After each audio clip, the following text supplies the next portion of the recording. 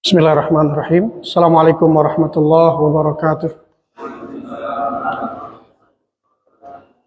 Alhamdulillahilladzi arsala rasulahu bil huda wa dinil haqq liyuzhirahu 'alad dini kullih wa kafa billahi syahida wa kafa billahi nasira. Asyhadu an la ilaha illallah wahdahu la syarikalah wa asyhadu anna Muhammadan abduhu wa rasuluh. Allahumma shalli ala Muhammad wa ala ali Muhammad wa ba'd. Ketua Masjid yang sama-sama kita hormati, Ustaz Haji Adi Chandra ST dan pengurus masjid yang lainnya, Bapak-bapak, Ibu-ibu sekalian yang dirahmati Allah Subhanahu wa taala. Alhamdulillah, segala puji bagi Allah, pada malam hari ini Allah berikan kepada kita nikmat iman, nikmat Islam, nikmat kesehatan, nikmat kesempatan, nikmat untuk berada di dalam majelis ilmu. Semoga apa kita lakukan ini dinilai pahala di sisi Allah Subhanahu wa taala. Salawat dan salam kita aturkan kepada sebaik-baik hamba Nabi kita, Nabi Muhammad Sallallahu alaihi wasallam. Semoga senantiasa tercurahkan kepada beliau. Semoga kita istiqomah sampai akhir-akhir kita nanti, menghembuskan nafas terakhir kita sebagai umat beliau, sehingga nanti kita layak mendapatkan syafaat beliau dan layak mendapatkan surga bersama beliau insyaallah. Bapak Ibu sekalian, kita melanjutkan kajian rutin kita. Kemarin kita sudah sampai pada bab zikir dan keutamaan-keutamaan zikir. Malam hari ini kita lanjutkan pada haddudz zikril katsir. Batas zikir itu disebut banyak. Jadi bagaimanakah batas orang itu bisa disebut banyak berzikir? Gitu. Saya bacakan apa yang disampaikan oleh Syekh Said Sabiq dalam kitab ini. Amarallahu jalla zakarahu bi ayyad dzikran katsira. Allah memerintahkan apa? Memerintahkan kepada kita untuk menyebutnya atau untuk mengingatnya dengan banyak. Wa wasafa ulul albab alladzina yantafi'una bin nazri fi ayatihi. Dan Allah mensifati ulul albab itu dalam Al-Qur'an itu dengan sifat, salah satu sifat ulul albab adalah alladzina yadhkurullaha qiyaman wa qu'udan wa ala junubihim. Jadi salah satu sifat ulul albab itu adalah mereka orang-orang yang menyebut nama Allah baik ketika mereka berdiri maupun ketika mereka duduk ataupun ketika mereka berbaring. Jadi salah satu sifat ulul albab itu dia menyebut Allah dalam kondisi berdiri, dalam kondisi duduk maupun dalam kondisi berbaring. Kemudian disebutkan lagi dalam ayat lain, wadz-dzakirinallaha katsira wadz-dzakirat a'addallahu lahum maghfiratan wa ajran 'azima. Dan mereka adalah orang-orang yang banyak menyebut Allah. Ya, laki-laki yang banyak menyebut nama Allah dan perempuan yang banyak menyebut nama Allah, maka Allah akan menyiapkan bagi mereka ampunan dan balasan yang besar. Balasan yang besar maksudnya adalah surga. Allah siapkan kepada laki-laki yang banyak berzikir dan perempuan yang banyak berzikir, yaitu ampunan dulu. Nah, setelah diampuni baru diberikan kepada mereka surga. Jadi kalau kita baca ayat-ayat tentang surga ini, selalu diawali dengan ampunan dulu, baru dimasukkan ke surga. Selalu diawali dengan ampunan dulu, baru dimasukkan surga. Kenapa? Kata para ulama, memang surga adalah tempat yang tidak bisa dimasuki kecuali oleh orang yang suci. Suci dalam artian bukan dia tidak ada dosa, tapi dosanya diampuni dulu. Kalau dia belum diampuni, tidak mungkin dia bisa masuk surga. Gitu. Karena hanya orang suci yang bisa masuk ke dalam surga Allah SWT. Maka para ulama mengatakan surga itu darul mutahhirin. Tempat orang-orang yang suka bersuci. Atau tempat orang-orang yang suci. Nah, ini disebutkan waqala Mujahid, Imam Mujahid seorang tabi'in itu mengatakan ketika menafsirkan ayat tadi, dia mengatakan la yakununa minadz-dzakirinallaha katsira wadz-dzakirat hatta yadhkurullaha qa'iman wa qa'idan muttaji'an. Kata Imam Mujahid ketika menafsirkan ayat tadi, orang tidak bisa disebut laki-laki yang banyak berzikir dan perempuan yang banyak berzikir sampai mereka berzikir dalam kondisi berdiri, duduk, dan juga berbaring. Jadi kalau mau disebut orang yang banyak berzikir, baik laki-laki maupun perempuan, maka dia harus berzikir dalam kondisi berdiri, duduk dan berbaring. Artinya, ya sepanjang harinya dia berzikir. Lagi tegak berzikir, jalan berzikir, duduk berzikir, mau tidur berzikir, dan seterusnya. Semuanya isinya zikir. Barulah orang itu bisa disebut banyak berzikir. Ya, orang itu bisa disebut banyak berzikir. Wasu'ila Ibnu Salah anil qadri alladhi yasiru bi min adz-dzakirin Allah katsira wa dzakirat. Ibnu Salah, seorang ulama, ditanya tentang ukuran orang itu bisa disebut banyak berzikir, ya, laki-laki maupun perempuan, itu ukurannya apa? Faqal, beliau mengatakan, idza wazaba 'alal adzkar al-ma'thurah al-muthbita sabahan wa masaan. Orang disebut banyak berzikir kalau dia terbiasa melakukan zikir-zikir al-ma'thurah, zikir-zikir yang ma'thur, yang ada riwayatnya dari Rasulullah SAW, ya, zikir-zikir yang ma'thur yang ada riwayat dari Rasulullah SAW, ya. Maka kalau dia banyak dan membiasakan berzikir, zikir itu berasal dari Rasulullah SAW, baik itu di pagi harinya maupun di sore harinya. Wafil awqat wal ahwal mustaghrifah lailan wa naharan. Kemudian dia berzikir pada waktu-waktu dan kondisi-kondisi yang berbeda-beda, baik malam maupun siang. Ya. Karena minadz dzakirullah katsiran wa dzakirat. Kalau seperti itu, maka barulah dia disebut orang banyak berzikir. Malam dia berzikir, siang dia berzikir, ya, pada waktu tertentu dia berzikir dan seterusnya. Waqala Ali bin Abi Talha, Ali bin Abbas, Ali bin Abi Talha dari Ibnu Abbas, dia mengatakan, ya, ketika berbicara ayat di atas tadi, dia mengatakan innallaha ta'ala lam yafrud ala ibadatin faridatin ala ibadihi faridatan illa ja'alaha haddan ma'luman wa udrun wa adara ahluha fi halil udri ghairat dzikri. Jadi beliau mengatakan bahwa sesungguhnya Allah tidak memberikan kewajiban kepada hamba-hambanya sebuah kewajiban kecuali Allah menentukan batas yang sudah diketahui. Semua kewajiban yang Allah berikan kepada hambanya pasti Allah berikan batas. Kata beliau, salat misalnya ada batasnya. Yang diwajibkan adalah salat 5 waktu.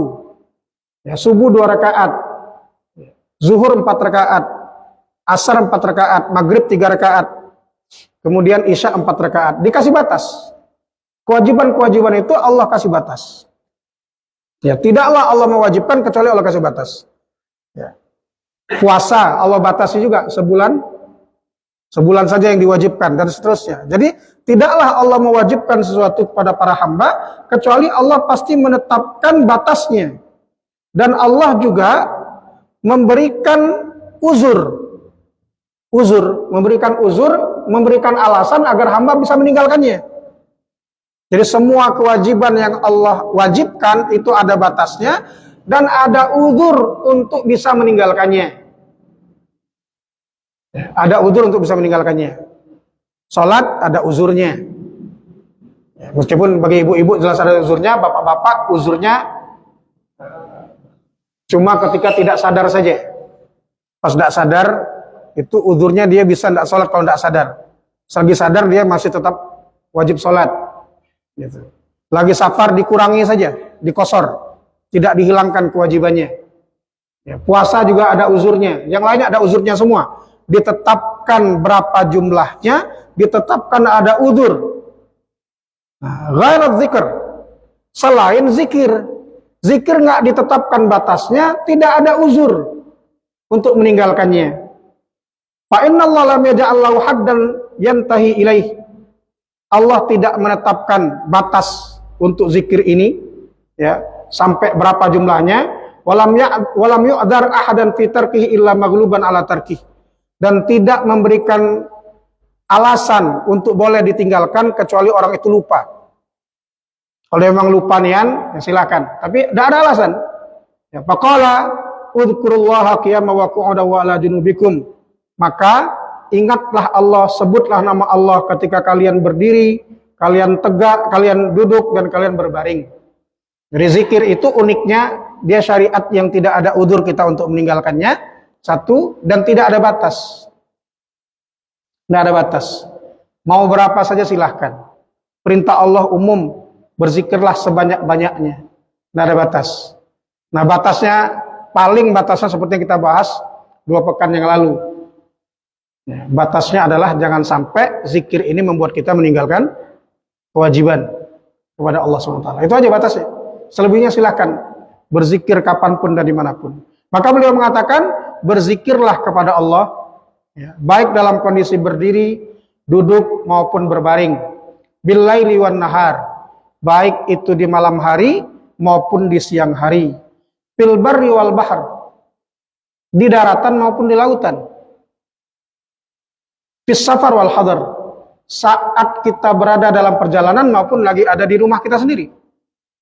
Ya.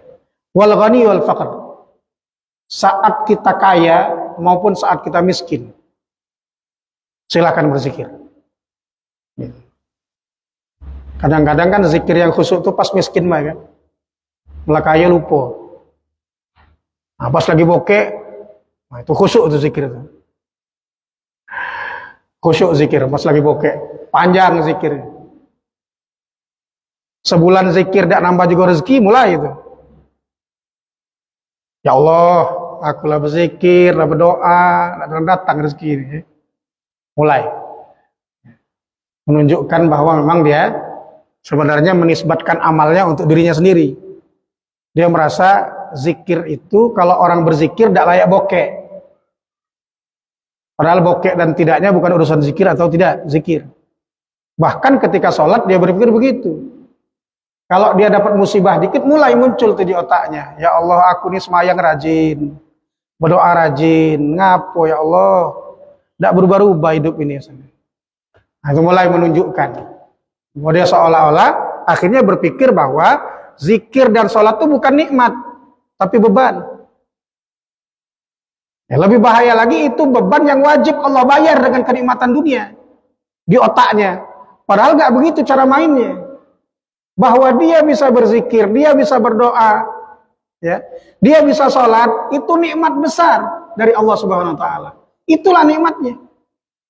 Bahkan lebih nikmat daripada nikmat harta bagi orang yang sudah menikmati ibadahnya, sudah menikmati zikirnya. Maka tidak ada ruang untuk bertanya.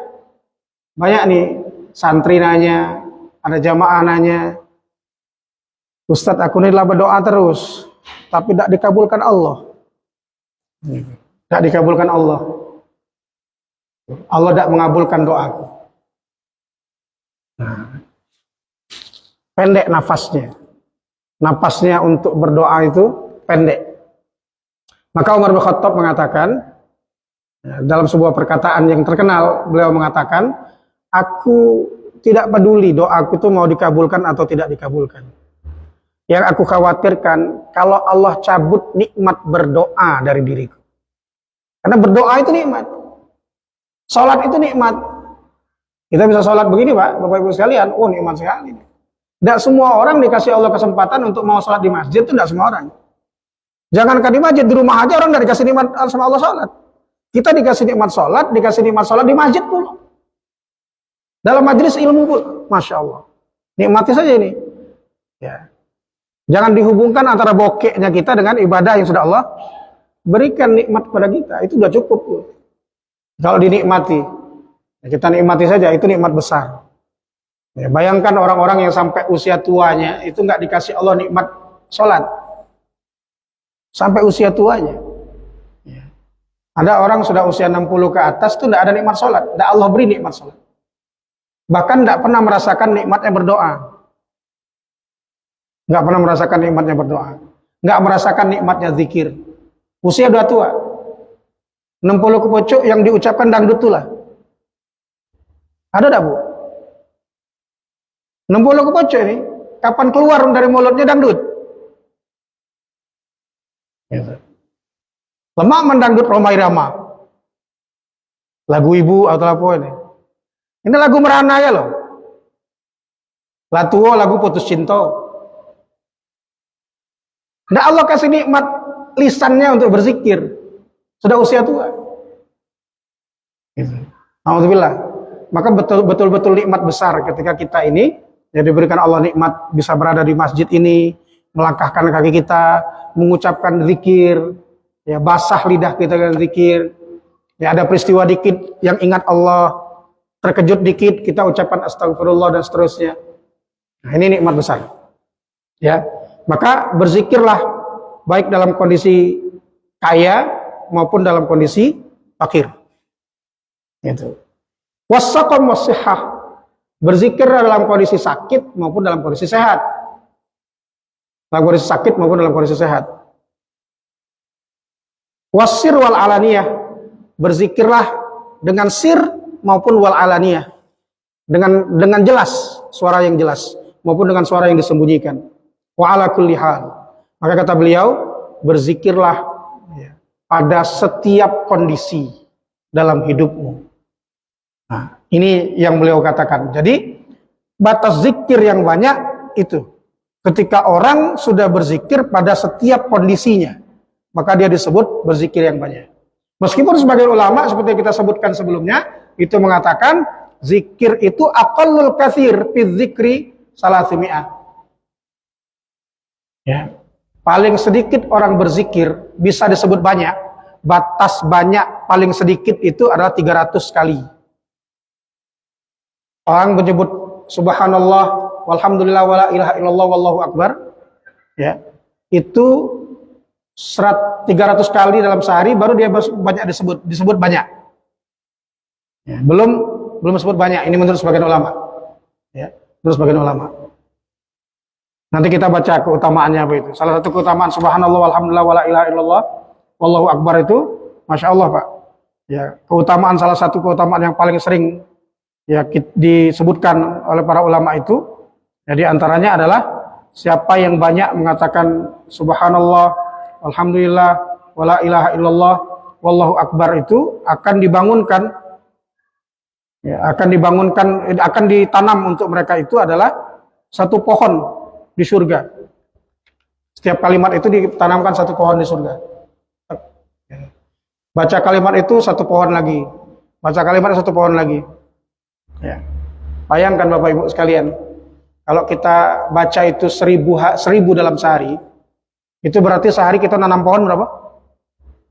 1000 pohon di surga. Kalau balam, 1000 pohon itu 2 hektaran itu. Jadi sehari kita dapat 2 hektar balam di surga, bukan di sini.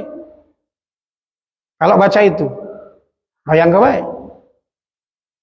Rasanya Pak Wali Kota datang ke Nur Salimah ini mengatakan, ibu-ibu, bapak-bapak, siapapun yang galak nyebut nama aku setiap hari, sekali sebut nama aku kasih 1 pohon balam dan tanahnya. Sekali nyebut. Misalnya Pak Elman baik, Pak Elman baik, Pak Elman baik gitu. Kira-kira banyak ada yang nyebut nama Pak Elman baik? Banyak Bu, berebut. 1000 kali menyebut Pak Elman baik, 2 hektar itu.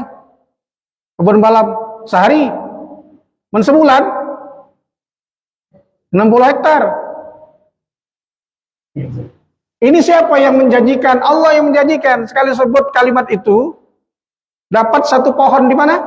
Di surga. Mau bayang Kak pohon di surga itu? Waktu kita dulu pernah membahas tentang kondisi surga. Bapak mungkin masih ingat.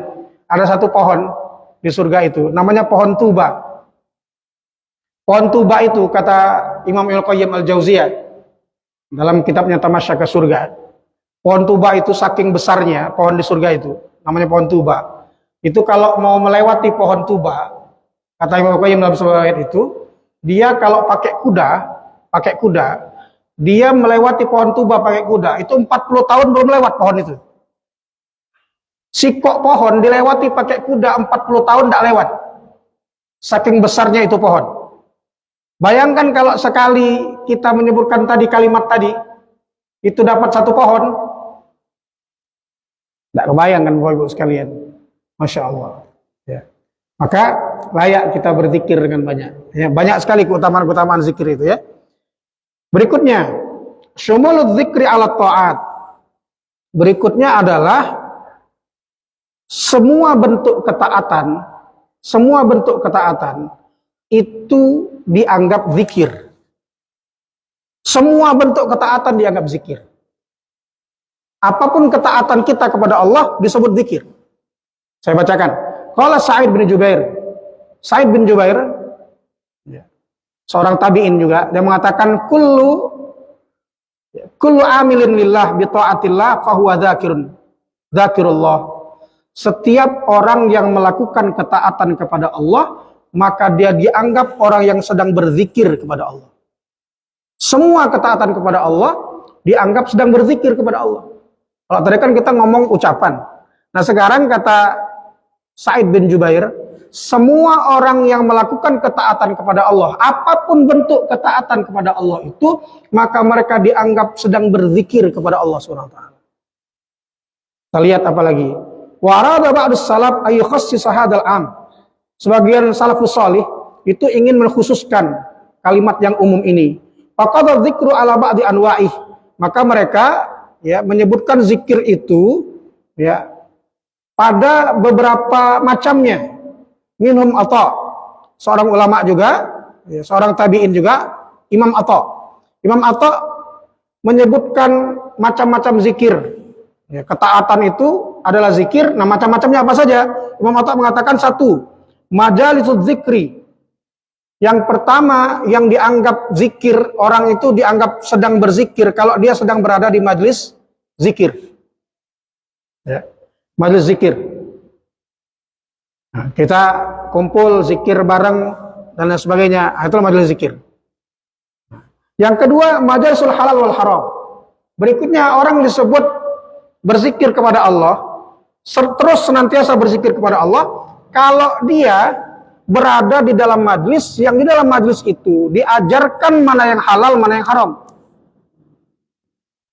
Mudahnya majelis fikih. Kayak kita nih belajar fikih nih.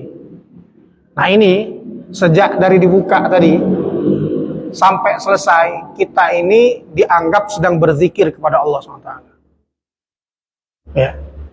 Baik yang serius mendengarkan, maupun yang tidak serius, tetap dianggap berzikir.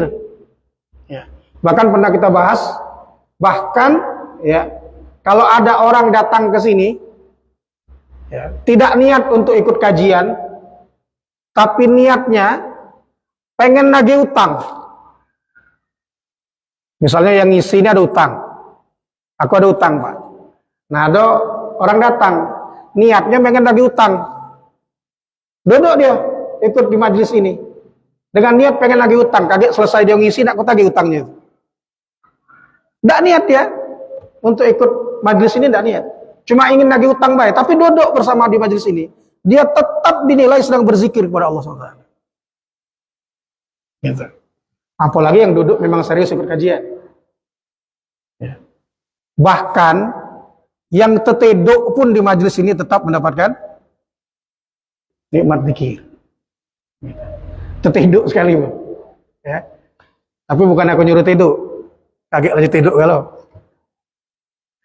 Jadi yang teteduk pun dapat nikmat itu dianggap sedang berzikir kepada Allah.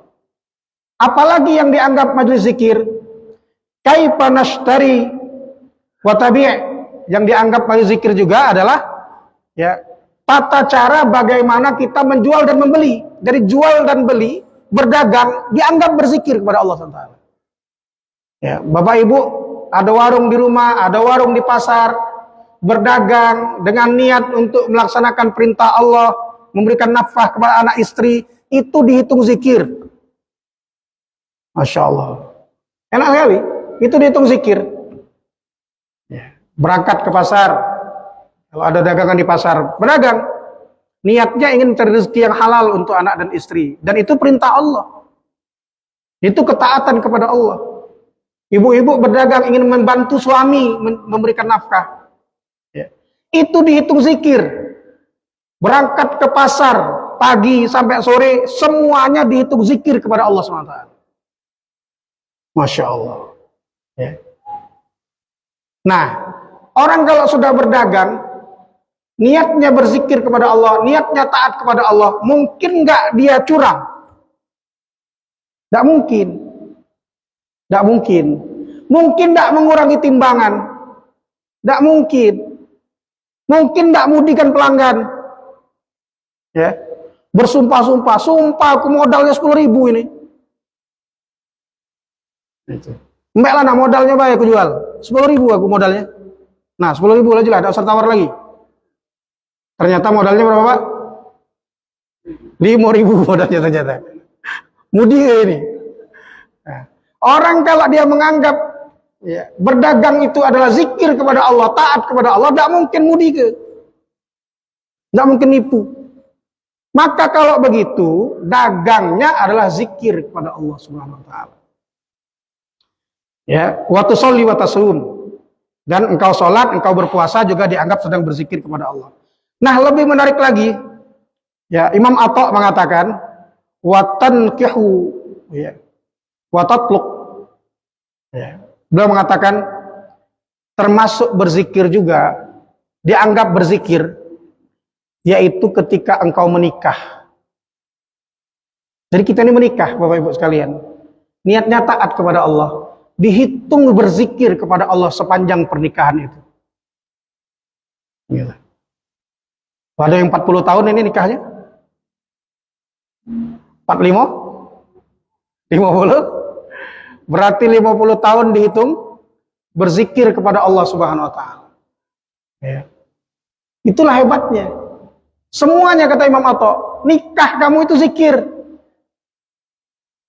Gitu. Kalau saya belum lama, saya 17 tahun. Berarti 17 tahun aku berzikir. Detik demi detiknya itu dihitung zikir, detik demi detiknya.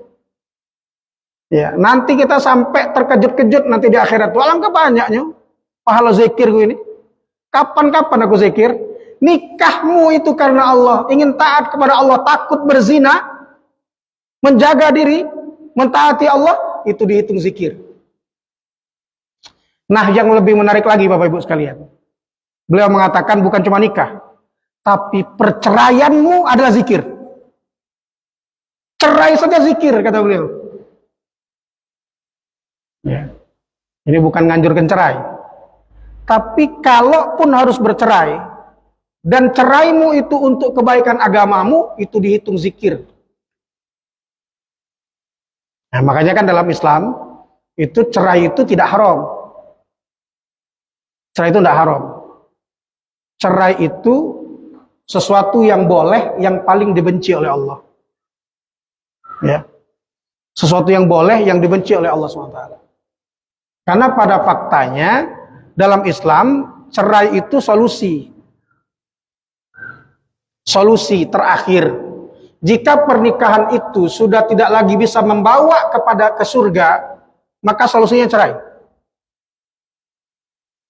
Ya, misal seorang ibu nih, ya, seorang istri, ya dia dengan suaminya itu, ya, dia tidak bisa melakukan kewajiban kepada Allah, ya, dia pun sholat tidak boleh oleh suaminya, puasa tidak boleh oleh suaminya, saking durhakanya suaminya, maka cerai itu bisa menjadi zikir kepada Allah SWT.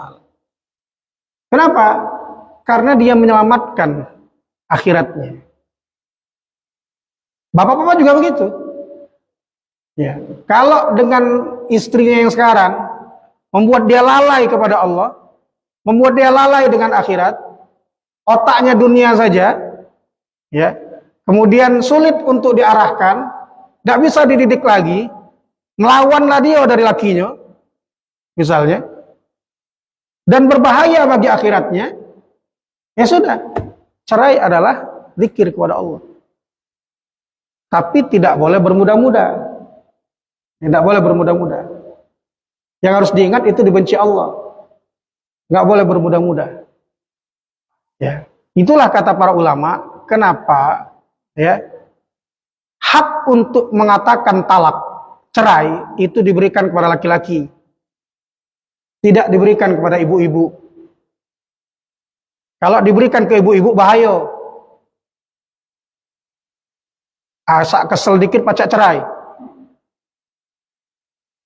Kalau ada bapak-bapak, Bu, kalau ada bapak-bapak, kesel dikit ngomong nak nyerai ke bini, itu bukan lanang. Butino itu. Laki-laki itu kenapa diberikan hak untuk mengucapkan talak? Karena dia ya seharusnya matang berpikirnya, tidak mudah mengatakan. aku cerai kak. Tidak mudah mengatakan. Ya. Banyak ini kasusnya. Banyak kasusnya. Ada yang nanya, Ustaz, lakiku ini nyebut kata cerai kalau nak 3 kali sehari. Palang kepisannya ini 3 kali sehari. Minum obat ini. Gitu. Dikit-dikit cerai kok. Gitu. Dikit-dikit. Nah. Ada yang macam itu. Gitu. Setelah itu nyesal. Balik lagi. Terus begitu. Banyak kasus-kasus begitu. Fenomena anak-anak zaman sekarang, laki-laki zaman sekarang, dia secara fisik itu matang, tapi secara psikologis tidak matang. Ya, sehingga kadang-kadang dia mengambil keputusan tergesa-gesa. Sulit menahan dirinya. Itu fenomena. Akhirnya terjadilah pada urusan begitu itu. Gitu. Jadi tidak boleh sembarangan. Tahan dirinya, ya, tahan dirinya, ya. Jangan mudah, ya, terucap kalimat itu. Ya. Tapi kalaupun terjadi dengan alasan tadi, dia tetap dihitung sebagai zikir kepada Allah dengan niat tadi, ya, dengan niat tadi. Artinya kemudian kan dia duda tuh kalau bercerai kan. Nah selama duda itu dia tetap disebut berzikir kepada Allah. Tadi kan nikah dia berzikir kepada Allah. Dudanya juga atau jandanya juga itu seperti berzikir kepada Allah. Kalau itu alasan cerainya memang benar. Kalau alasan cerainya tidak benar, tidak. Ya, apalagi dengan mudah-mudah itu mengatakan perceraian itu. Banyak Bapak Ibu sekalian, kasus ini banyak sekali. Sangat banyak. Ya. Agak mengkhawatirkan. Ya, yang viral kemarin Kayu Agung. Berapa ribu itu kasus di Kayu Agung perceraian.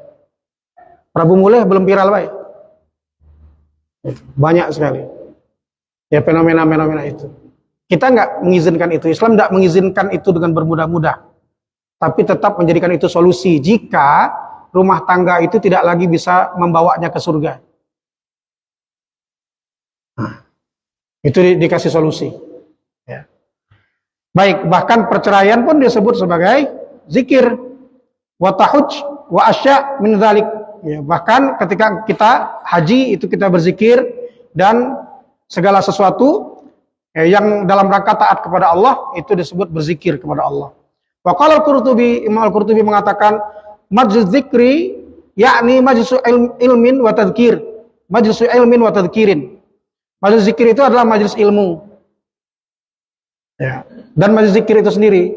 Maka seorang ulama mengatakan ya, tidak semua majlis zikir itu majlis ilmu. Ya, tidak semua majlis zikir itu majlis ilmu. Kalau berkumpul-kumpul untuk zikir saja, maka dia nggak menjadi majlis ilmu. Tapi semua majlis ilmu pasti majlis zikir. Majlis zikir tidak semuanya majlis ilmu, tapi setiap majlis ilmu itu pasti disebut majlis zikir. Maka kita ini disebut majlis zikir. Apalagi beliau mengatakan wahia majlis lati dzukar fiha kalamullah wa sunnati rasulih. Dan dia adalah majlis di mana ya, disebutkan perkataan Allah, perkataan Rasulnya disebutkan di situ, maka dia disebut majlis zikir. Wa akhbarus salafus shalihin. Di dalamnya disebutkan tentang berita-berita yang disampaikan oleh para salafus salih. Wa kalamul a'immah az-zuhad. Di dalamnya disebutkan perkataan-perkataan imam-imam yang zuhud, al-mutaqaddimin, yang sudah dahulu ya. Nah, inilah yang disebut dengan majlis zikir. Maka semua ketaatan kepada Allah dia dihitung zikir, pahala zikir. Nah, semua ketaatan. Ya. Jangan khawatir, yang penting dalam rangka taat kepada Allah. Yang penting dalam rangkanya. Dalam rangkanya apa? Niatnya apa? Ya. Sampai ngurus anak, ya. Ngurus rumah tangga, nyapu rumah, bersihkan WC, semuanya kalau dalam rangka taat kepada Allah, zikir dapatnya. Dia termasuk berzikir kepada Allah dan akan mendapatkan pahala zikir. Baik, Bapak Ibu sekalian, ini yang kedua. Masih ada waktu? Atau ada yang mau didiskusikan dulu, boleh? Kalau tidak ada lanjut. Ada ibu-ibu, bapak ada yang mau kita diskusikan? Ada ya, lanjut ya. Baik, lanjut ke adabuz zikri. Adab berzikir. Al-maksud minadz zikri tazkiyatul anfus wa tathhirul qulub wa iqazid dhamair. Tujuan dari berzikir yang tadi kita bahas adalah tazkiyatul anfus, mensucikan jiwa. Wa tathhirul qulub, dan mensucikan hati. Wa iqazud dhamair, dan membangkitkan rasa, membangkitkan perasaan. Itu tujuan zikir. Jadi zikir yang kita sebutkan, ya mengucapkan dengan lisan kita, itu tujuannya itu, membersihkan hati, membersihkan jiwa, membangkitkan rasa kita, perasaan kita. Dulu rasanya sudah pernah kita bahas, Bapak Ibu sekalian. Manusia itu kan ada 5 unsur. Ada 5 unsur. Unsur pertama namanya jasad. Jasad itu tubuh. Ini tubuh kita nih, tampakan kita ini tubuh. Ini unsur pertama dalam diri manusia. Ini rumah bagi unsur yang lainnya. Unsur yang kedua ada namanya akal. Unsur yang kedua namanya akal. Akal ini alat tafakkur. Kata Imam Al-Ghazali, akal adalah alat kita untuk berpikir. Dengan akal kita bisa membedakan mana baik, mana buruk. Ini akal. Yang ketiga ada namanya al-qalbu, hati. Hati itu alatut tafaqquh wal qarar.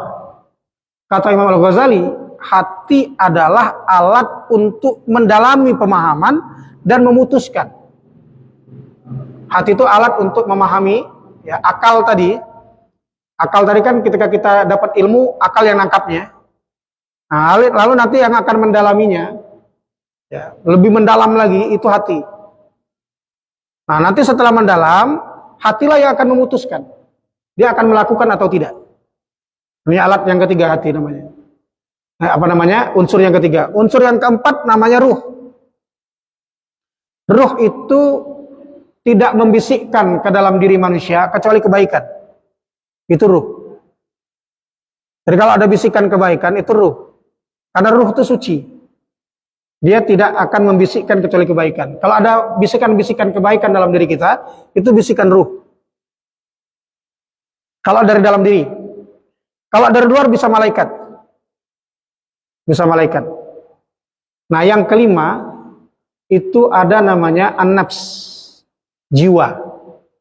Jiwa ini kata Imam Al-Ghazali, ya, dia adalah tempat kemauan-kemauan, ambisi-ambisi ada di sini.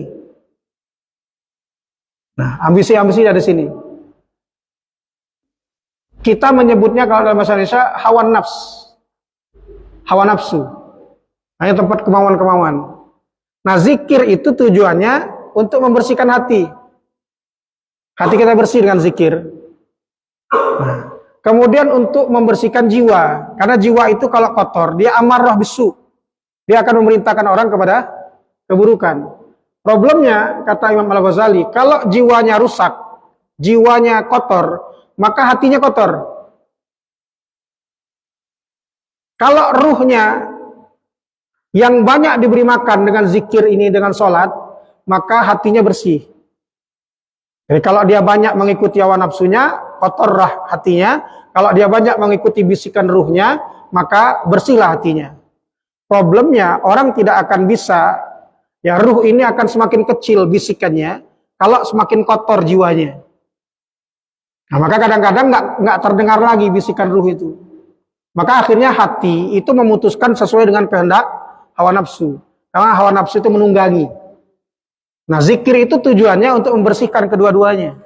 Sehingga orang nanti kalau memang dia sudah berzikir dengan benar, maka hatinya bersih. Kalau hatinya bersih, maka dia sudah pasti akan melakukan kebaikan saja. Dia akan mau melakukan keburukan. Maka disebutkan dalam ayat yang mulia Allah mengatakan wa aqimis shalah innas sholata tanha 'anil fahsya'i wal munkar wa dzikrullahi akbar. Maka dirikanlah salat, ya. Sesungguhnya salat itu mencegah dari perbuatan keji dan mungkar. Wala dzikrullahi akbar. Dan zikir kepada Allah itu lebih besar. Apa maksudnya? Ai inna dzikrullah fin nahyi anil fahsya' wal munkar akbaru minas shalah. Ya. Jadi beliau mengatakan maksud dalam ayat ini adalah sesungguhnya zikir kepada Allah itu lebih besar pengaruhnya untuk mencegah dari perbuatan keji dan mungkar daripada salat itu sendiri. Jadi orang kalau sudah dia mengingat Allah sepanjang hidupnya, di hatinya ada Allah, ya ruhnya itu hidup, ya maka inilah yang paling besar membuat dia meninggalkan perbuatan keji dan perbuatan mungkar. Ini yang paling besar, bahkan lebih besar dari sholat itu sendiri. Kalau dia sudah ingat Allah, gitu. Hatinya sudah ingat Allah, di dalam hatinya ada Allah, ruhnya kuat, bisikannya, kemudian jiwanya akhirnya terdidik. Dari nafsul amarah bisu menjadi nafsul mutmainnah. Nah, saat itulah kemudian dia tidak akan meninggalkan perintah Allah dan melaksanakan larangan Allah SWT. Dia tidak mungkin melakukan itu. Baik, saya kira itu saja Bapak Ibu sekalian, waktu yang sudah habis. Demikian, Assalamualaikum.